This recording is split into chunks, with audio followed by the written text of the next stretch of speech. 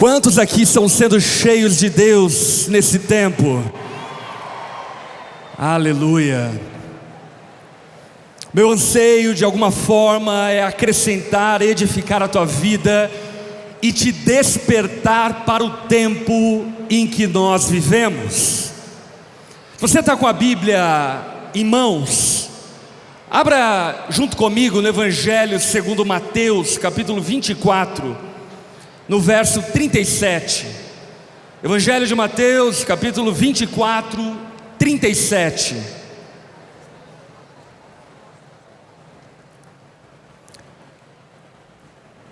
Jesus, nessa ocasião, está falando acerca da sua segunda vinda. E no verso 37 ele declara: quando o Filho do Homem voltar. Jesus não está dando espaço para a hipótese de que ele não voltará. Na verdade ele está fazendo uma afirmação categórica: eu voltarei, Jesus irá voltar.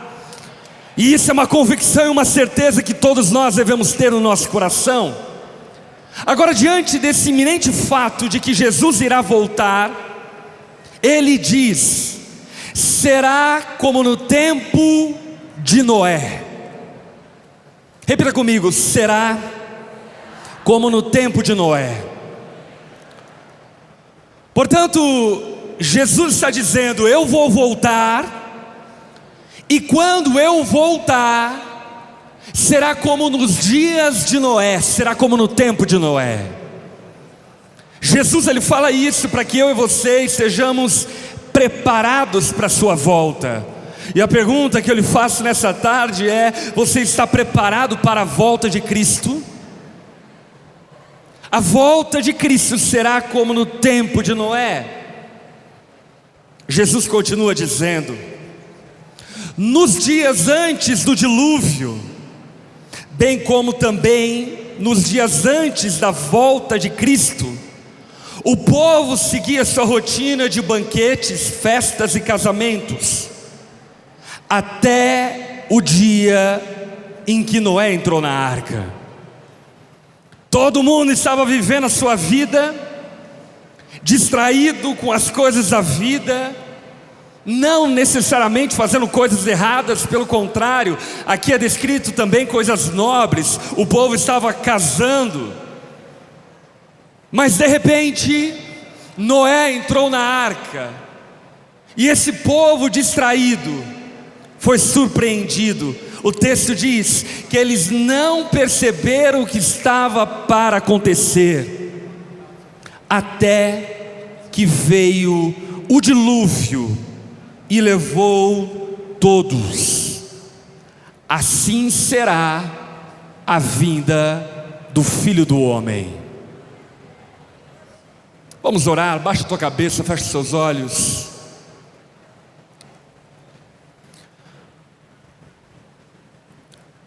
Pai, nós te amamos, porque você nos amou primeiro.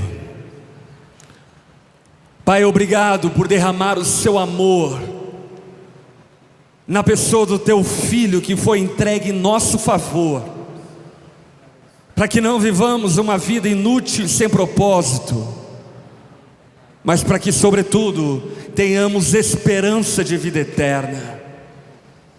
Jesus, nós te amamos e te exaltamos. Nome sobre todo nome, seja honrado e glorificado no nosso meio. Tu és a razão e o motivo da nossa vida. Jesus, nós te louvamos porque você nos deu o Espírito Santo. Espírito Santo, tu és bem-vindo no nosso meio.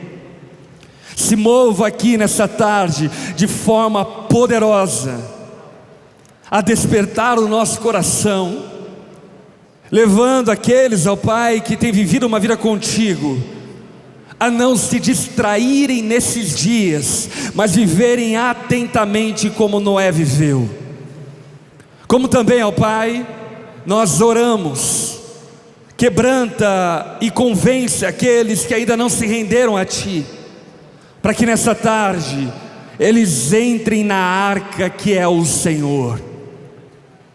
Nós precisamos ouvir a Tua voz. Espírito Santo, se mova no nosso meio, trazendo discernimento, clareza da Tua palavra revelada. Oramos e nos colocamos diante do Senhor, em nome de Jesus. Amém. Amém. Quantos aqui anseiam a volta de Cristo? Meu irmão, eu estou só por esse dia. Desde que Cristo me alcançou, sem sombra de dúvida, o dia que eu mais aguardo é a volta dele. Porque nesse dia, tudo se encaixará. As perguntas serão desfeitas, um novo céu, uma nova terra será estabelecida, e tudo aquilo que nos foi prometido, nós viveremos plenamente. O próprio apóstolo Paulo diz de maneira enfática que aqueles que têm esperança em Cristo somente para essa vida são de todos os mais miseráveis homens. Eu não tenho dúvidas de que Jesus tem uma vida abençoada para nós aqui e agora, amém?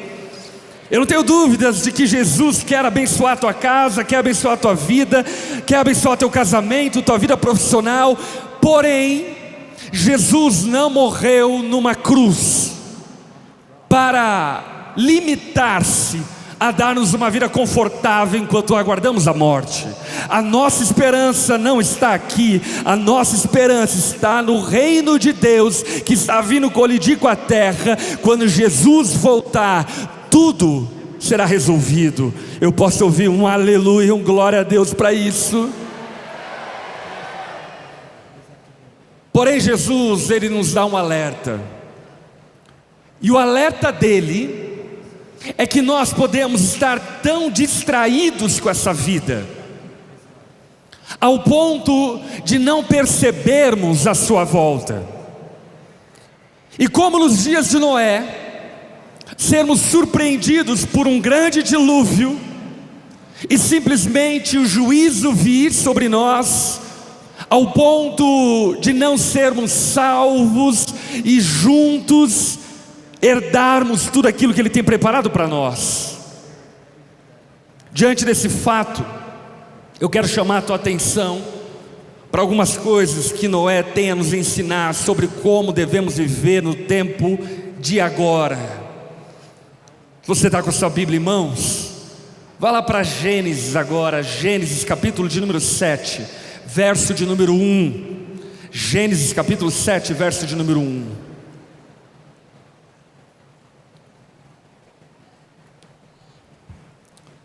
A palavra de Deus diz: o Senhor disse a Noé: entre na arca com toda a sua família, pois vejo de que todas as pessoas da terra, apenas você é justo. Verso de número 4: daqui a 7 dias farei chover sobre a terra, choverá por 40 dias e 40 noites, até que eu tenha eliminado da terra todos os seres vivos que criei. Noé fez tudo exatamente como o Senhor lhe havia ordenado. Noé obedeceu cada vírgula, cada frase, cada palavra da ordem de Deus a ele. Noé tinha 600 anos quando o dilúvio cobriu a terra. Entrou na arca junto com a mulher, os filhos e as mulheres deles, para escapar do dilúvio. Verso de número 10: depois de 7 dias, vieram as águas do dilúvio, cobriram a terra. Quando Noé tinha 600 anos, no 10º dia do 2º mês, todas as fontes subterrâneas de água jorraram da terra, e a chuva caiu do céu em grandes temporais, e continuou sem parar por 40 dias e 40 noites. Deus havia prometido a Noé que chuva cairia do céu de forma torrencial. E talvez para mim e para você isso não seja tão novo. Nós estamos acostumados a ver notícias de furacões, tempestades, enchentes por todo o mundo. Porém, nos dias de Noé, ainda não havia chovido. A palavra de Deus diz que Deus criou tudo de forma perfeita, e a água que irrigava a terra não era água de chuva, mas era água do orvalho pela manhã. Porém, portanto, ninguém havia experimentado chuva, e de repente Deus disse a Noé: vai chover.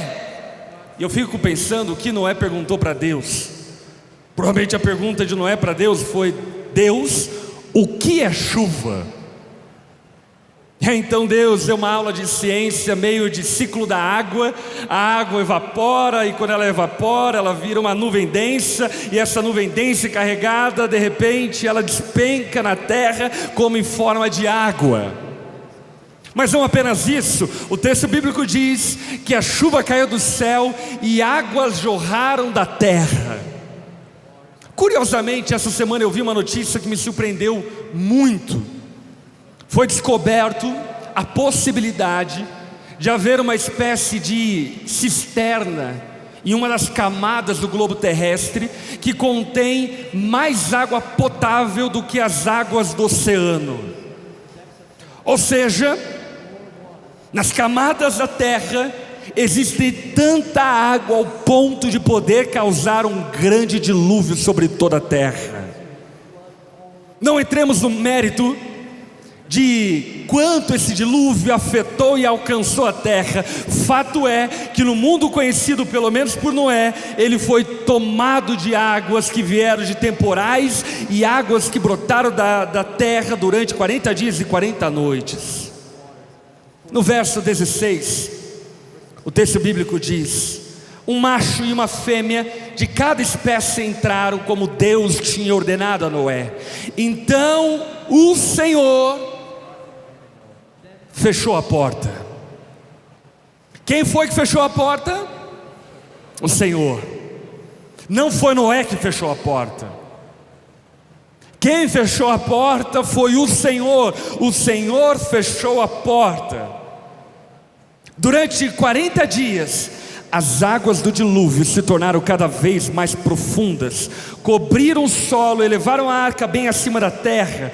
Enquanto as águas subiam cada vez mais acima do solo, a arca flutuava em segurança. O mundo estava um caos, cheiro de putrefação para todo canto, mas a arca estava em segurança. Quando houveram as enchentes no Rio Grande do Sul, eu, minha esposa e a nossa igreja se envolveu muito na ajuda ao Rio Grande do Sul, a Porto Alegre. E logo nos primeiros dias, nós participamos do resgate de algumas famílias, animais, lá no meio das águas da enchente que havia em Canoas. E gente, era um cenário aterrador. Nós estávamos naquele barco seguro, andando de barco acima do nível dos postes, e olhando ao redor nós víamos animais mortos, cheiro de putrefação e um cenário de caos. Agora você imagina isso nos dias de Noé. A arca era um lugar seguro, mas em volta da arca havia juízo e destruição. Por fim, as águas cobriram até as montanhas mais altas da terra, se elevaram quase 7 metros acima dos picos mais altos. Todos os seres vivos que havia na terra morreram: as aves, animais domésticos, animais selvagens, os animais que rastejam pelo chão e todos os seres humanos. Tudo que respirava e vivia em terra firme morreu. Deus exterminou todos os seres vivos que havia na terra: os seres humanos, os animais domésticos, os animais que rastejavam pelo chão e as aves do céu. Todos foram destruídos. Apenas Noé e os que estavam com ele na arca sobreviveram. Essa é a história de Noé, um sobrevivente em meio ao juízo, alguém salvo e seguro em meio à morte e à destruição, alguém guardado e protegido em meio ao juízo de Deus sobre a terra.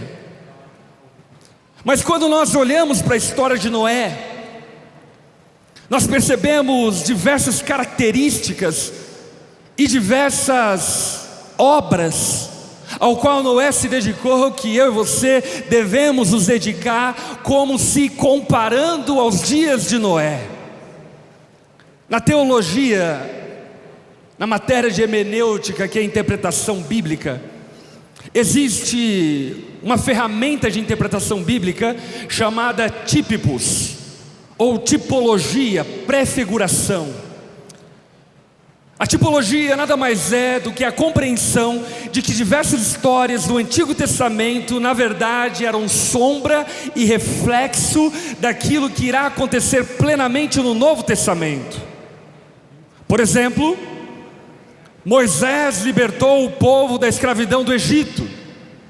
Moisés é um tipo de Cristo que aponta para o verdadeiro Cristo que vem nos salvar da escravidão do pecado. Ou ainda, pão caiu do céu. Jesus mesmo fala acerca dele próprio: eu sou o pão que caiu do céu. Ou ainda, água brotando da rocha. Jesus bate no peito e diz: eu sou a água da vida, quem beber de mim nunca mais terá sede. O que acontece é que a história de Noé, ela aconteceu factualmente, mas ela também é um apontamento para aquilo que acontecerá plenamente. É uma espécie de preparação para que eu e você estejamos preparados para a iminente volta de Cristo. E eu quero novamente lembrar a você: Jesus irá voltar. Jesus está voltando. Eu estou muito longe de ser um conspiracionista dos últimos dias. Eu não sei se Jesus vai voltar esse ano, nem sei se ele vai voltar daqui 10, ou daqui 100, ou daqui 1000 anos. Mas uma coisa eu sei: ele vai voltar. E não apenas eu sei que ele irá voltar, mas também sei que nós estamos vivendo os últimos dias. E se estamos vivendo os últimos dias, devemos olhar para a história de Noé e aprender com essa história sobre como devemos viver esses dias. Porque talvez você esteja vivendo nos últimos dias de forma errada, e talvez o juízo de Deus irá te surpreender quando ele vier sobre a terra. A história de Noé ensina-nos diversas lições, e eu quero pontuar algumas com vocês nessa tarde. A primeira delas é que a arca foi providência de Deus, bem como também Jesus é a providência de Deus para nos salvar. Eu não sei se você sabe, mas Noé vivia em uma terra desértica. Não existe nenhum registro histórico anterior a Noé que aponta para a hipótese de que haviam embarcações nos dias de Noé. Noé não sabia o que era chuva, e Deus teve que dar a ele uma lição sobre o que era chuva. Mas também Deus chega a Noé e diz a Noé: construa uma arca. E a pergunta de Noé para Deus provavelmente foi: o que é uma arca? Porque nem mesmo ele sabia o que era uma arca. Noé era um latifundiário. Noé cuidava de planta para sobrevivência. E de repente Deus faz de um latifundiário um engenheiro naval, de um latifundiário um carpinteiro, de um latifundiário um grande empreendedor que dedica décadas da sua vida para construir uma arca providencialmente por Deus. Deus providenciou a arca a Noé, assim como Cristo é a providência de Deus para mim e para você. Como o texto bíblico de João 3,16 diz: porque Deus amou o mundo de tal maneira que deu seu Filho unigênito, para que todo aquele que nele crer não pereça, mas tenha a vida eterna. O que eu quero dizer para você é que a arca soava tanta loucura para Noé, como Cristo pode soar loucura para alguns dentre nós e para tantos outros que estão perecendo. Porque de fato, se chegarmos para alguém que não caminha com Deus e dissermos a essa pessoa: Jesus pode te salvar, talvez o questionamento que ela fará é o mesmo questionamento de Noé: como assim? Quem é Jesus? Como Ele pode me salvar? Não, o juízo virá sobre a terra. Mas espera aí, que juízo é esse? Como nos dias de Noé. Jesus foi providenciado na eternidade passada para nos salvar e salvar todo aquele que crê. Na eternidade passada, a Trindade estava em uma assembleia de condomínio. E o pai levantou a mão e disse: tive uma brilhante ideia, vamos criar a humanidade. O Espírito Santo, bem pentecostal, cheio de revelação, levantou a mão e disse: pai, mas você sabe que essa humanidade que nós vamos criar irá pecar contra você, irão se depravar, se desvirtuar dos seus caminhos. Então o filho levantou a mão e disse: sim, nós sabemos, mas eu voluntariamente me entrego para salvar todo aquele que crer no tempo futuro. Jesus é a providência eterna de Deus para salvar-nos. Jesus é a arca da salvação de todo aquele que crê. Quem aqui crê em Jesus, crê nessa arca da salvação? Apocalipse capítulo 13, verso 8 diz que Jesus foi morto na eternidade passada. Jesus não foi um plano B. Jesus não foi um plano porque o primeiro plano deu errado. Não, Jesus era o plano A de Deus. A salvação por meio de Jesus era o plano A de Deus e era a providência de Deus para salvar todo aquele que crê.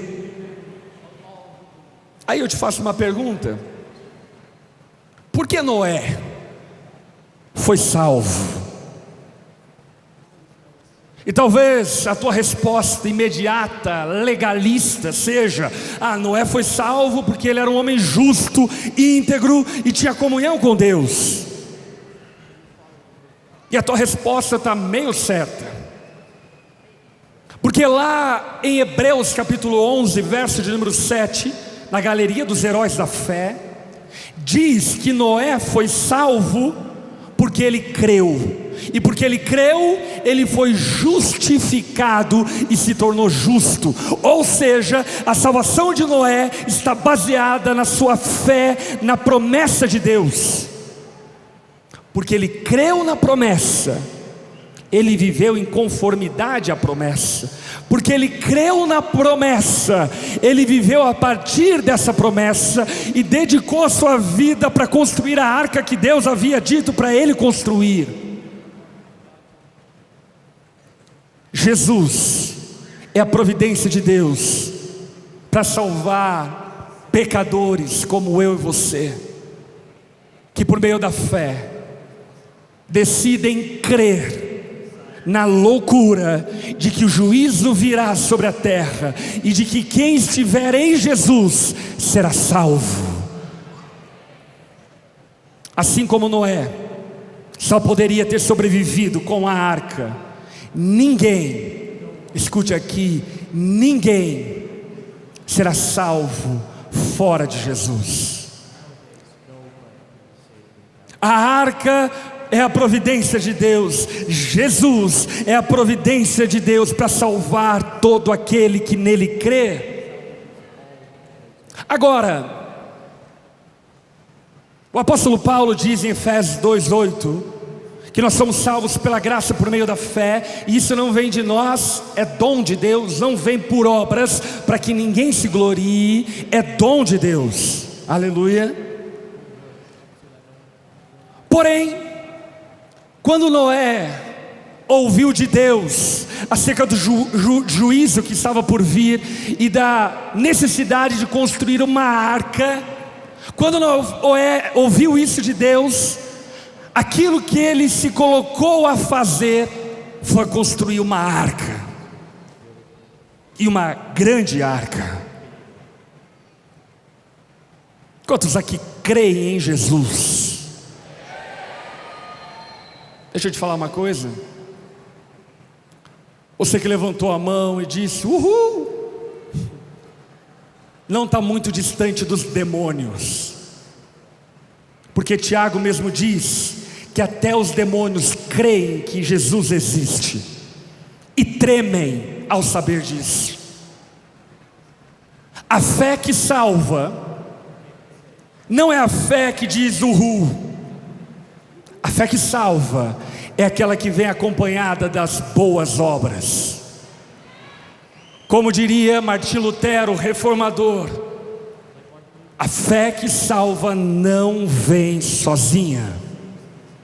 Somos salvos somente pela fé, mas a fé eficaz é aquela que nos coloca a viver em conformidade com aquilo que cremos. Noé creu que viria chuva, Noé creu que deveria construir uma arca, e adivinha aquilo que ele se colocou a fazer? Construir uma arca. E sabe, meu irmão, talvez ao ouvir sobre a história de Noé, você pense que a construção da arca foi algo muito rápido. E sem sombra de dúvidas, a construção da arca foi algo extremamente desafiador. A estimativa bíblica da duração da construção da arca é de 60 anos. Quem aqui tem mais de 60 anos? Você não viveu nenhuma vida ainda suficiente para construir uma arca. Quantos estão entendendo o que eu estou dizendo? É muito tempo. É muito tempo crendo, é muito tempo continuando crendo, é muito tempo vivendo baseado em uma palavra. Mas Noé viveu baseado nessa palavra, porque a fé de Noé não era uma fé pueril, a fé de Noé era uma fé verdadeira. Como nós sabemos quem verdadeiramente crê? Nós sabemos quem verdadeiramente crê quando chegar o tempo do fim. Aqueles que perseverarem até o fim serão salvos. Não tenha dúvidas de que houveram dias difíceis para Noé na construção da arca. Não tenha dúvidas que Noé foi achincalhado, foi zombado por estar construindo uma arca, mas porque ele creu, ele dedicou a vida dele totalmente para a construção daquela arca. Meu irmão, escuta aqui. Se você crê em Jesus, existe uma comissão dada por Jesus até que Ele venha, e essa comissão pode ser resumida em: edifique a minha igreja. Se você crê em Jesus, se você realmente crê em Jesus, você deveria dedicar a sua vida para edificar a igreja de Cristo. Porque assim como para Noé não existia fé sem arca, para aqueles que creem em Cristo não existe cristianismo sem igreja.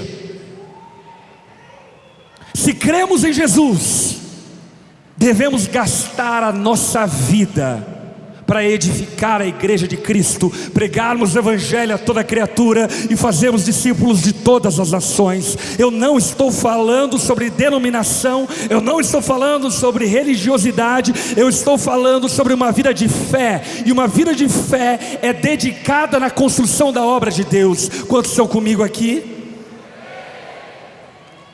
Jesus me salvou há 18 anos atrás. Eu sou filho de pastor e tenho 36 anos de vida de igreja. Até então, para mim, igreja era algo dos meus pais. Mas quando Jesus me alcançou, a partir daquele momento, eu não pude mais divorciar vida cristã de vida de igreja.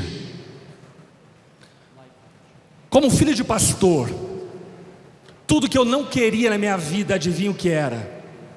Ser pastor. Eu podia ser qualquer coisa, pastor, não. Sabe, se Deus me chamasse para ser gari, glória a Deus. Se Deus me chamasse para soldar grandes embarcações no fundo do oceano, glória a Deus. Se Deus me chamasse para limpar fosso, glória a Deus. Mas ser pastor, não. Agora o que aconteceu foi, Jesus me salvou. Eu sou técnico em automobilística, estava caminhando para engenharia automobilística. E quando Ele me salvou, a primeira coisa que eu comecei a fazer foi pregar o Evangelho para todo mundo que estava ao meu redor. E as pessoas começaram a ser salvas. E a partir dali então eu não consegui mais me desapegar disso. Por quê? Porque aquele que crê em Jesus deve viver uma vida dedicada à obra de Deus. Noé creu que chuva viria do céu.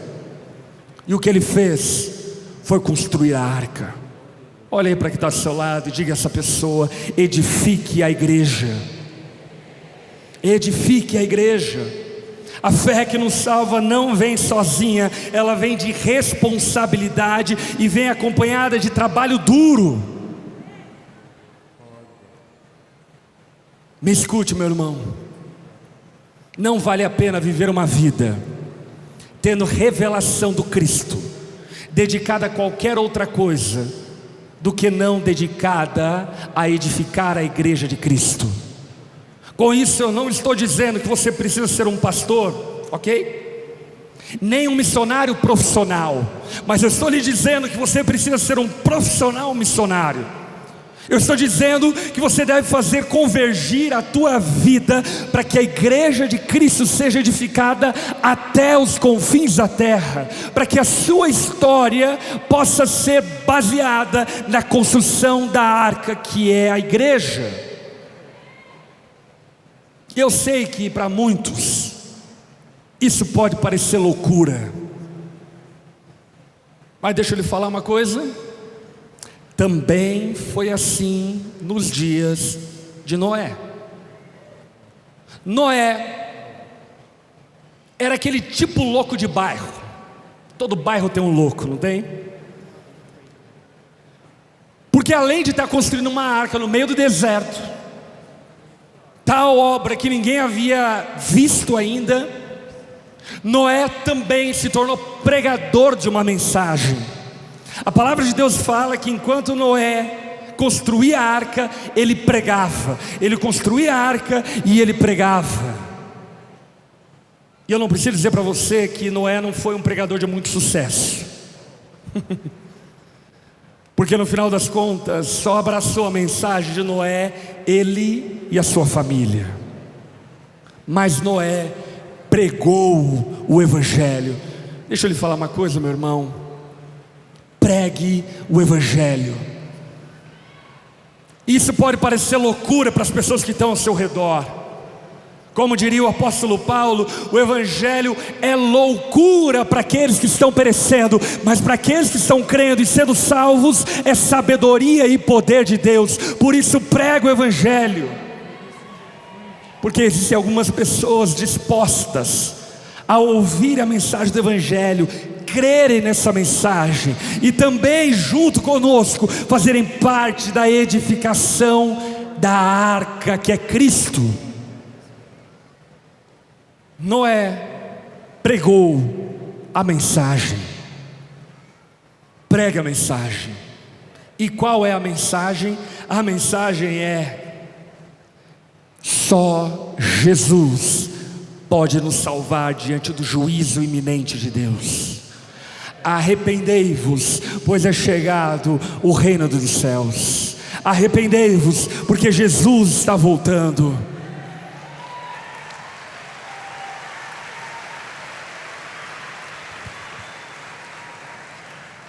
Ah, pastor, mas todo mundo diz que eu sou louco. Noé também ouviu a mesmíssima coisa, até que o dilúvio veio. E quando o dilúvio veio, aquele que era louco se tornou o homem mais sábio da terra. Aquele que era louco se tornou o mais intelectual entre todos. Aquele que era louco se transformou na própria sabedoria encarnada. Jesus está voltando. E eu preciso falar a você que diante da iminente volta de Cristo, não existe salvação em nenhum outro lugar que não em Jesus Cristo. Sabe de uma coisa? No desenho técnico da arca, tem uma coisa muito curiosa.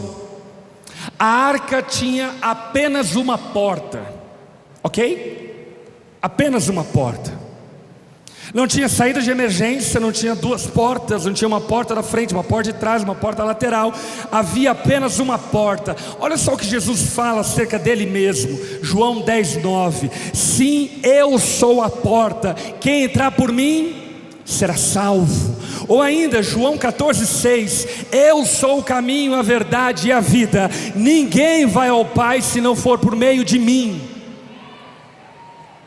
Eu sei que nós vivemos em um tempo onde o politicamente correto tem tentado domar a sua língua e o seu intelecto, te fazendo, por vezes, acreditar que existe salvação de alguma outra forma que não apenas no nome de Jesus. E eu preciso lhe dizer para você que se você crê em Jesus e crê na palavra, não existe salvação em nenhum outro nome. Só o nome de Jesus é poderoso para salvar. Ele é o caminho, a verdade e a vida. Ele é a ressurreição e a vida. Ninguém será vivo eternamente senão por meio de Jesus.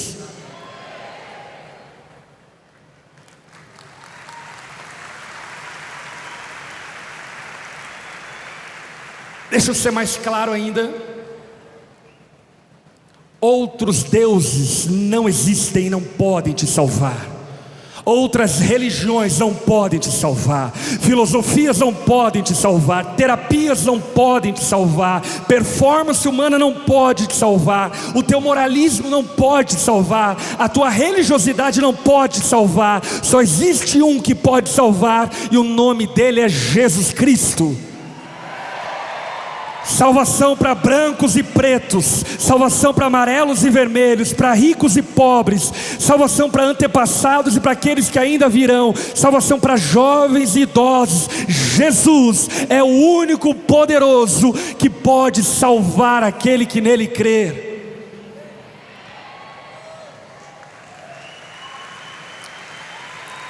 Jesus virá dos céus com poder e grande glória. E assim como a chuva nos dias de Noé veio dos céus, Jesus virá dos céus. E a glória dele e o juízo dele inundará toda a terra. Toda a terra será cheia do juízo de Deus. Mas apenas quem estiver na arca será salvo. Apenas aqueles que creram até o fim e estiverem na arca serão salvos. A arca é um lugar seguro. Jesus é um lugar seguro. Aqueles que confiam no nome de Jesus jamais serão envergonhados. Amigos podem te trair, pai e mãe podem te abandonar, você pode se decepcionar com muita gente ao longo da sua história, Mas aqueles que confiam em Jesus jamais serão envergonhados. Ele é a rocha da nossa salvação. Ele é a pedra angular da nossa segurança. Ele é a arca em meio ao juízo. Todo aquele que está em Cristo está seguro. Maldição não pode vir contra a sua vida. Em Jesus nós estamos seguros. Palavras de violência não podem atentar contra a sua vida, porque em Jesus nós estamos seguros. E o que eu estou falando não é sobre um triunfalismo barato. O que eu estou falando é sobre a segurança eterna. Segurança tal que Estevão, o primeiro mártir da era cristã, experimentou. A palavra de Deus fala que, como Noé, Estevão pregava corajosamente, conclamando todos os concidadãos e contemporâneos dele ao arrependimento. Então, os fariseus, dentre eles Saulo estava junto, decidiram martirizar e apedrejar Estevão até a morte. E o que a palavra de Deus fala é que enquanto Estevão era apedrejado, ele caiu de joelhos no chão. E enquanto de joelhos, ele viu o Senhor assentado em alto e sublime trono. E enquanto ele tinha essa visão, aquilo que ele falou para aqueles que o apedrejavam é: Pai, perdoa-lhes, porque eles não sabem o que fazem. Estevão estava mais seguro do que aqueles que estavam o apedrejando.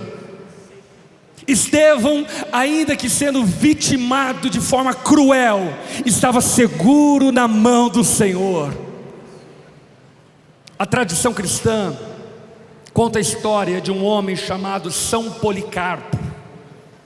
Esse homem foi martirizado por volta do ano 155 depois de Cristo.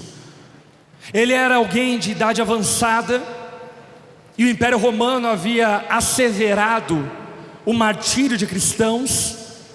Então São Policarpo, voluntariamente, querendo dar testemunho de Cristo na sua morte, ele decide se entregar voluntariamente para ser martirizado.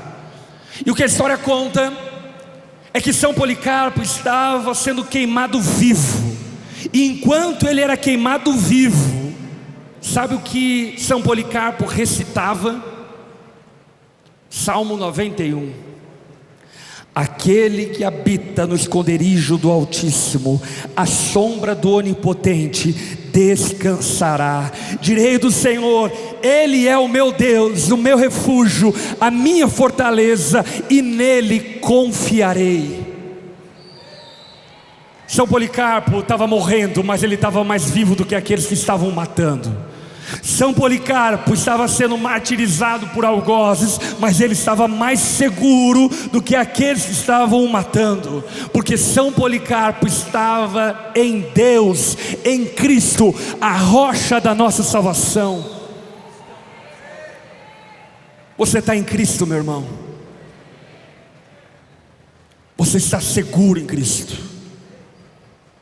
Não existe na terra lugar seguro que não em Cristo. Em Cristo, o juízo virá sobre o nosso redor.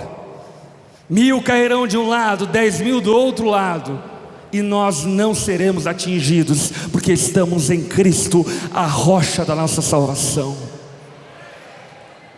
Por isso, a história de Noé, ela ilustra como devemos viver nos últimos dias.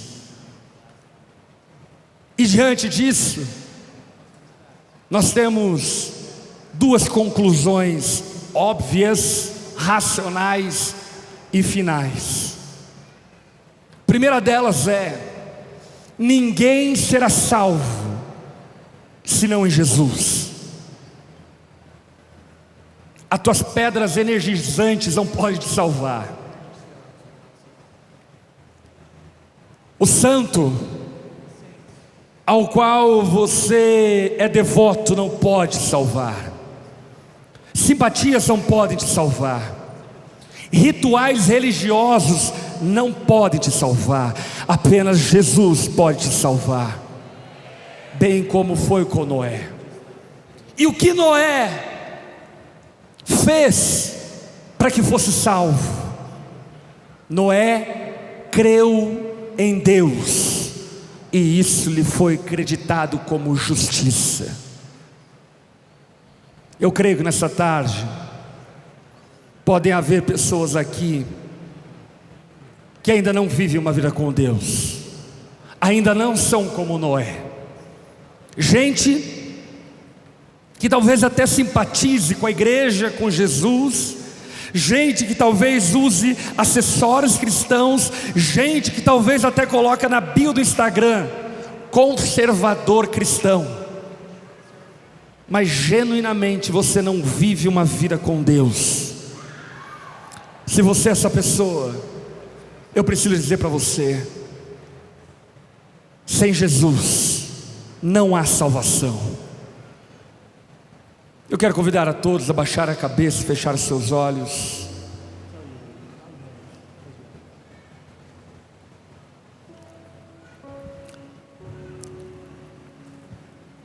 O que Noé precisou para ser salvo? Ele precisou crer. O que você precisa para ser salvo? Você precisa crer que Jesus pode te salvar. E como o apóstolo Paulo diz em Romanos 1:26, eu não me envergonho do Evangelho, porque o Evangelho é poder de Deus para salvar todo aquele que crê. O Evangelho é poder. Quando nós depositamos a nossa fé em Jesus, Ele mesmo nos transforma por completo. Por isso, se você não vive uma vida com Deus, mas no seu coração você anseia e deseja viver uma vida verdadeira com Deus, se você é essa pessoa, aí no seu lugar, de cabeça baixa, olhos fechados, eu quero te convidar a fazer uma oração junto comigo, se rendendo a Jesus. Se você é essa pessoa, aí no seu lugar, diga assim para Jesus. Ele está aqui, Ele ouve a tua oração.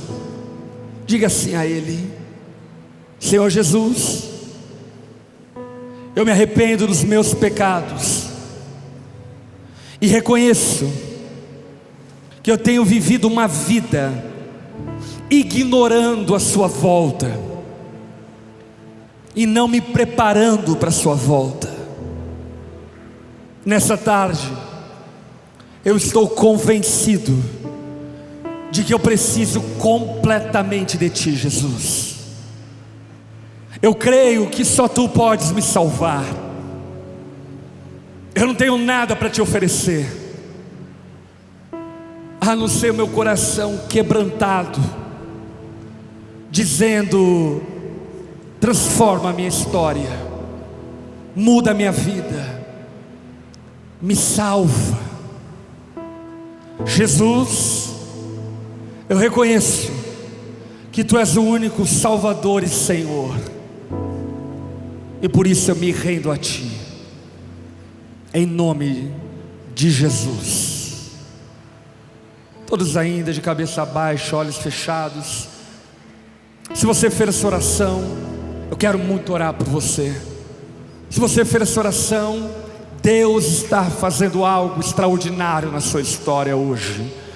Se você fez essa oração, levante uma das suas mãos no seu lugar. Eu quero te ver, eu quero orar por você. Amém, amém. Você que levantou sua mão, por gentileza, onde você está mesmo, fique em pé no seu lugar.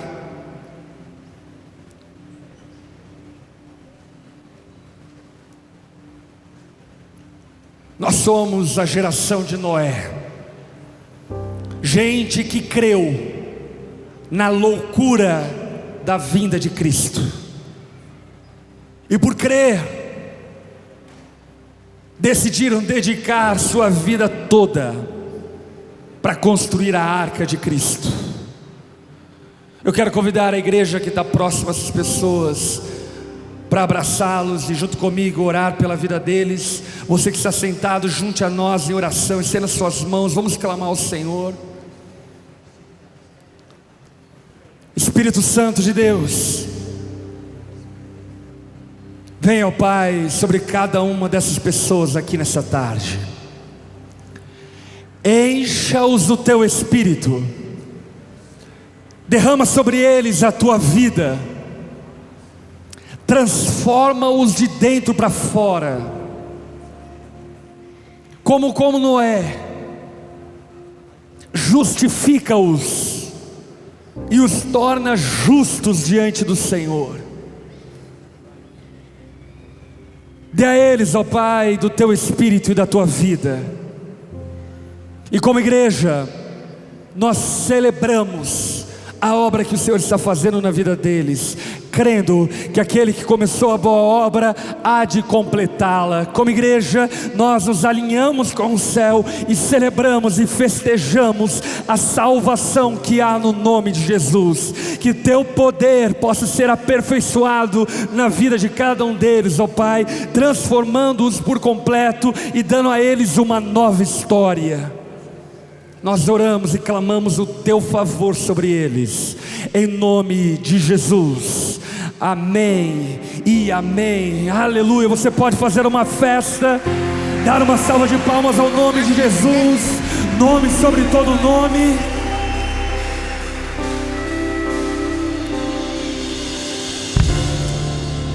Essa mensagem tem dois convites. Primeiro, esse que eu acabei de fazer: entre na arca. Segundo, construa a arca, edifique a igreja. E eu quero lhe fazer um convite diante desse segundo convite. Quantos aqui estão dispostos a gastarem a sua vida, dedicarem a sua vida para edificar a igreja de Cristo, para fazer a obra de Deus avançar sobre toda a terra, pregar o evangelho a toda criatura, fazer discípulos de todas as nações? Quantos estão dispostos a dedicar e gastar a sua vida aos pés de Cristo? Você que está disposto, fique em pé no seu lugar. De verdade, gente, eu não estou fazendo aqui um apelo emocional, eu estou fazendo aqui um apelo racional. Eu não sei como Deus irá te usar, mas eu sei de uma coisa: aqueles que creem em Cristo devem construir a arca, devem edificar a igreja, devem fazer discípulos, e que você seja tomado desse encargo, dessa comissão nessa tarde. Aleluia. Você que está em pé, levante suas duas mãos aos céus.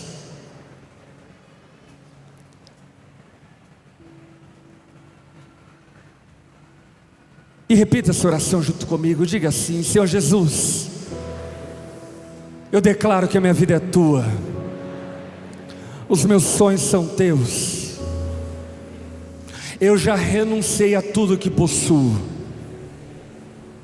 eu decidi perder a minha vida por Tua causa, porque eu creio, Jesus, de que Você voltará e virá dos céus com poder e grande glória. E nesse dia, como Noé, eu quero ser encontrado fiel, amando ao Senhor e construindo a Sua arca. A minha vida é Sua, Senhor. Toma a minha história em Tuas mãos. Eu faço essa oração em nome de Jesus. Amém e amém. Deus abençoe a sua vida. Seja cheio do Espírito Santo, no nome de Jesus.